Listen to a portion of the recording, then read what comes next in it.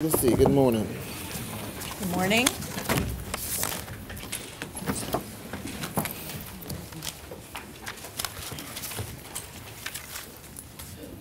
Glad to see you out on this snowy morning. We're going to introduce ourselves quickly and then ask you to do the same, and then we will get started. I'm Cosby Hunt. I'm a native Washingtonian. I taught at Bell Multicultural for 13 years and U.S. government and U.S. history, and now I work at a place called Center for Inspired Teaching. Good luck today. Good morning. I'm Luciana Spinosi. I'm currently at the Model Secondary School for the Deaf here in Northeast D.C. I've been there for 6 years, teaching in the Social Studies department and also some English courses. Before that, I did 11 years at Pocono Mountain School District in the wonderful state of Chile, Pennsylvania. Glad to be here this morning. My name is Mary Beth Tinker. When I was 13, we wore black armbands to school to protest the Vietnam War, and it became a case for students' rights at the Supreme Court. Glad to be here. All right. Okay, why don't we start with Jamal, and no, ladies first. Let's start on the right side and come down. My name is Kareem. My name is Asia. My name is Christian. My name is Jamal. So Christian and Jamal have their placards. Do you guys have your placards? Because we can grab them. Let's grab them. We hate to call you by your wrong name.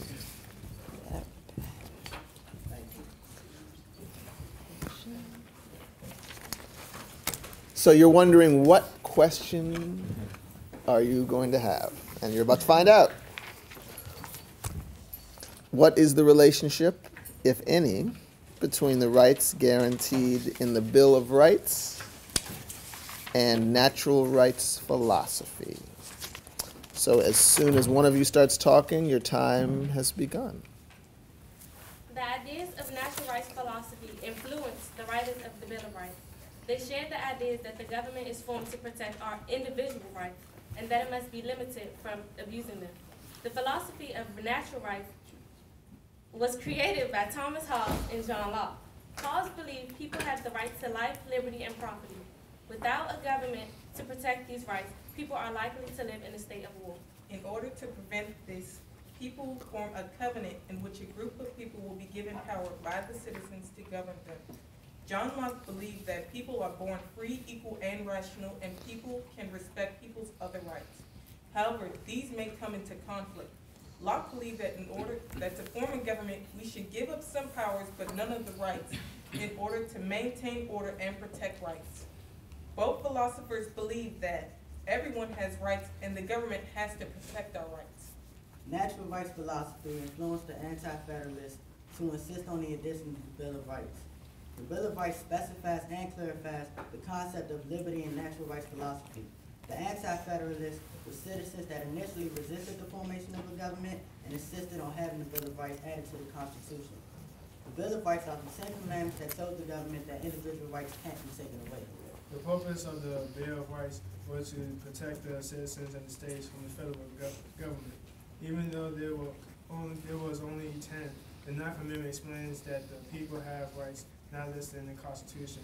The Bill of Rights help ensure that our rights to life, liberty, and property was protected.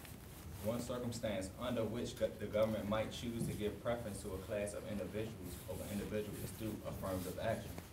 The goals of affirmative action is to achieve diversity of race and genders in schools and workplace and compensate for historical discrimination against their groups. Schools and places of employment that practice affirmative action policies give preference to classes of individuals such as disadvantaged minorities in admission and promotions decisions.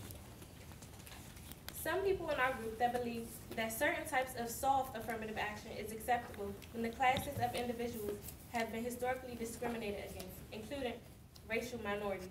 The Supreme Court justices agreed with this opinion in the case versus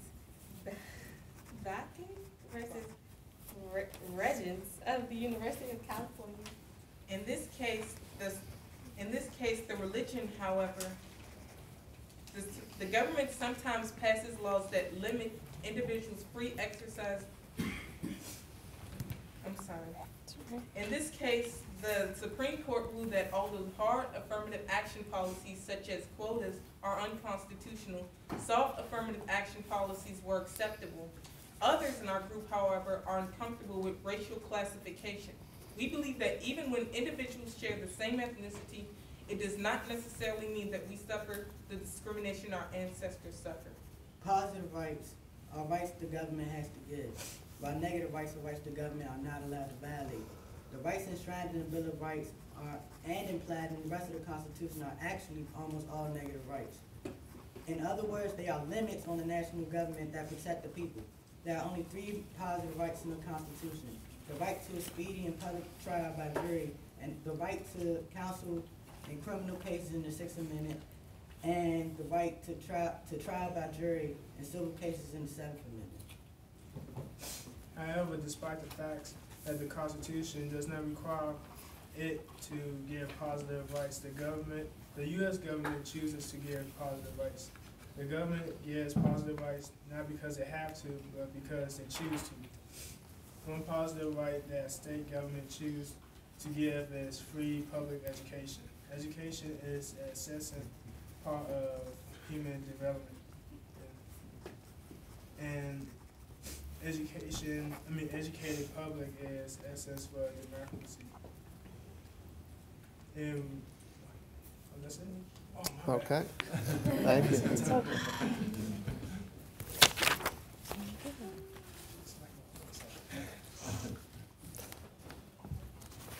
All right. Think about the whole Bill of Rights for a minute.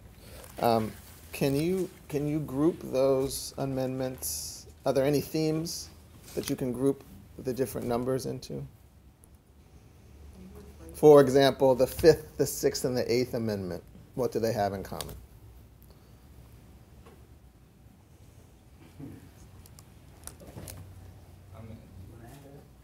I'll see that. The first, second, and 14th Amendment, I can explain that, is that they have something to do with individual rights, and that the government cannot take away those individual rights nor violate them. Like, for instance, the First Amendment talks about free speech, freedom of religion, freedom of press. The Second Amendment gives us the right to bear arms, and the 14th Amendment gives us the right to, every minority, the right to U.S. citizenship. That's And to add on to that, also the 14th Amendment also applies to like, it doesn't just apply to U.S. citizens. It applies to anybody residing in the United States. So just because you're in the United States, you have access to all those individual rights that the government, that the national government can't take away from you. For instance, it's a court case called Fly versus Duff. It was a school in Texas that they made a law that withholded illegal aliens from getting an education. Mm-hmm. And the court's question was, does this violate the 14th Amendment and the Equal Protection Clause? It did, because in the Equal Protection Clause, it say any person, not citizen.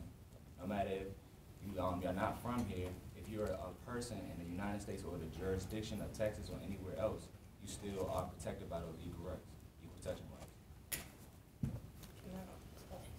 Can I also add that the substantive due process, they give us like individual rights, like the right to marry whoever we want, and the right to an abortion, and the right to own, like the right to raise your child however you want to.